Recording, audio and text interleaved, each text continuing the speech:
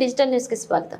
Minority association ఆధ్వర్యంలో నిర్వహించిన రాష్ట్ర స్థాయి వాలీబాల్ టోర్నమెంట్ ను ప్రారంభించారు ఎమ్మెల్యే నీనావత్ బాలు నాయక్. కొండమల్లేపల్లి మండల కేంద్రంలోని తహసీల్దార్ కార్యాలయ సమీపంలో తెలంగాణ క్రీడా ప్రాంగణం నందు ఉగాది రంజాన్ పండుగ సందర్భంగా మైనారిటీ అసోసియేషన్ ఆధ్వర్యంలో రాష్ట్ర స్థాయి వాలీబాల్ టోర్నమెంట్ ను రిబ్బన్ కట్ చేసి టోర్నమెంట్ ను ప్రారంభించారు దేవరకొండ శాసనసభ్యులు నీనావత్ బాలు నాయక్.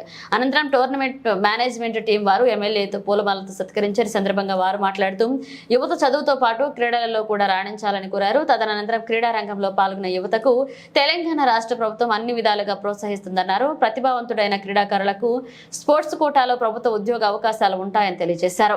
ఈ కార్యక్రమంలో మండల ఎంపీపీ దూదిపాల రేఖా శ్రీధర్ రెడ్డి, పిసిసి సభ్యులు దూదిపాల వేణుధర్ రెడ్డి, మాజీ sarpanch Kummam Srinivas Goud, Nalgonda parliament coordinator Siraj Khan, Congress party మండల అధ్యక్షులు ఉట్కూరి వేమన్నారెడ్డి పాల్గొన్నారు.